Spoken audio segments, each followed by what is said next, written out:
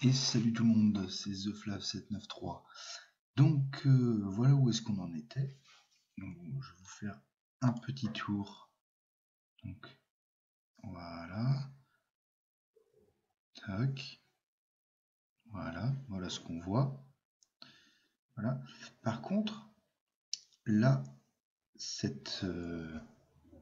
le chevron là qu'on a fait précédemment, on va le déplacer de 200 mm, donc de 20 cm, vers l'extérieur du préau pour que ça couvre un maximum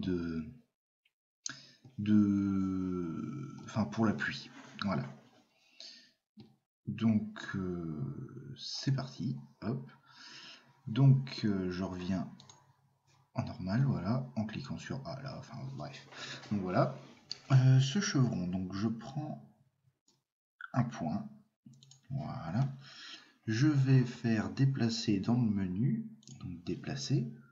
Donc là, ça va être selon Y. On va revenir. Je vais revenir pour vous faire voir. Donc ça va être selon Y parce qu'en fait je vais le déplacer par là. Donc par rapport au bleu, le Y c'est le bleu. Donc voilà, donc déplacer selon Y d'une valeur de, donc là on avance par là, donc là vu que je veux le faire reculer, ce sera moins de 100. Voilà, et donc là, voilà, il s'est déplacé. Voilà, là on peut le voir, donc si je tourne, il est plus dans l'axe, il est plus dans sa position de départ, il a vraiment déplacé. Donc voilà. Donc ensuite, par contre, bon, on en a un, il faut faire les autres. Mais pour les autres, on va uniquement faire des copier-coller.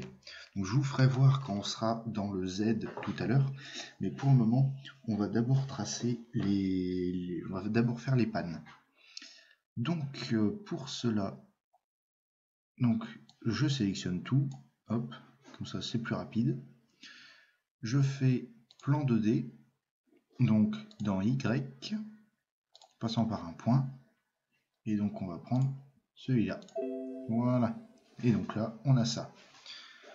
Donc pour ce qui est des pannes, alors les pannes, donc j'en ai mis une, donc à partir, ouais, par contre ça va être à partir du bas de la panne, donc je l'ai mise à donc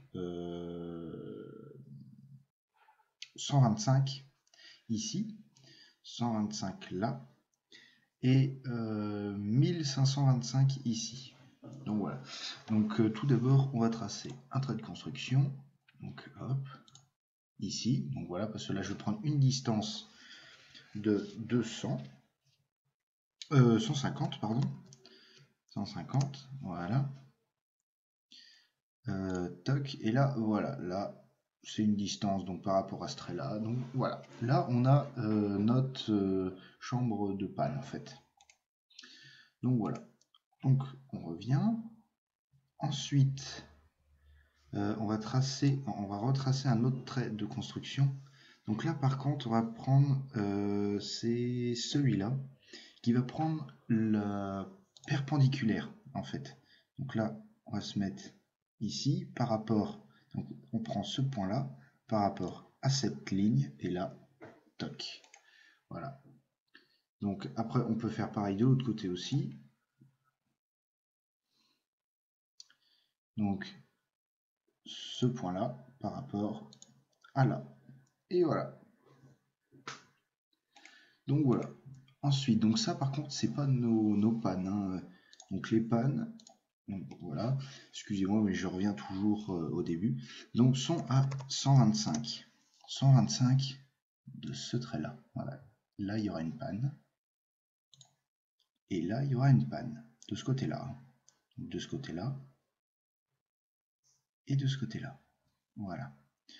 Et donc ensuite, j'ai pris à 1525. Parce qu'en fait, c'est à peu près le milieu de là à là. Donc voilà, je l'ai mise par rapport à ici. Non, de l'autre côté, voilà. Donc ça arrive qu'on se plante un petit peu. Là, par exemple, j'ai dû le faire par rapport à ça et celle-là par rapport à là. Donc voilà. Tac, tac, tac. Donc voilà. Là, tiens, on va effacer cette ligne-là. Donc avec la gomme, hop, ici. On va effacer aussi les lignes ici, parce qu'on n'en a plus besoin. Et voilà. Donc là, ensuite, on va ajouter. Donc ajouter une barre. Voilà. Une barre rectangulaire. On va la voir en coupe cette fois-ci. Parce qu'en fait, la panne va venir ici. Toc, toc, toc. Et elle va traverser tout le préau. Donc, vu en coupe, voilà. Donc la largeur, c'est 60. Et la hauteur, c'est 150. Voilà. Dans quelle couleur on peut la prendre? On peut la prendre en... Allez, je vais mettre en blanc. Tac, tac, tac. Donc voilà, là il y a plein de noms, donc on cherche panne, voilà. Et ensuite, je place sur le dessin. Donc là, voilà, je la place là. La longueur de l'élément. Donc sachant que mon préau fait 4 mètres, que je rajoute 200 de chaque côté, on va mettre 4400. Voilà. Donc là, je la mets ici. Donc là, elle n'est pas encore tournée, mais on va la tourner. Là. Voilà. Là, elle est posée en faisant des clics droits. Donc voilà. Ensuite, toc, revient. Voilà. On prend ici. Là, par contre, on va faire déplacer. On va faire selon une rotation. Donc rotation de là. Donc si vous avez bien vu, la flèche allait dans ce sens-là. Donc ce sens-là, c'est le sens positif. Donc on va mettre une valeur d'angle de moins 30. Et voilà. Là, notre panne est super bien mise. Comme vous pouvez le voir, là, si on zoome de plus en plus. Et là, c'est sur les pointillés. Voilà.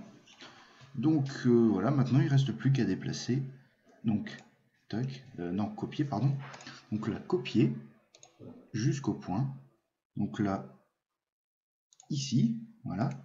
Et là, par contre, je vais prendre l'autre côté, ici, que je vais copier jusqu'au point. Et donc là, ici. Voilà. Parce que en fait, en prenant ces points, voilà, donc là, par exemple, j'aurais pris ce point-là. Je l'aurais copié ici. Mais ça aurait été, la panne aurait été de l'autre côté du trait.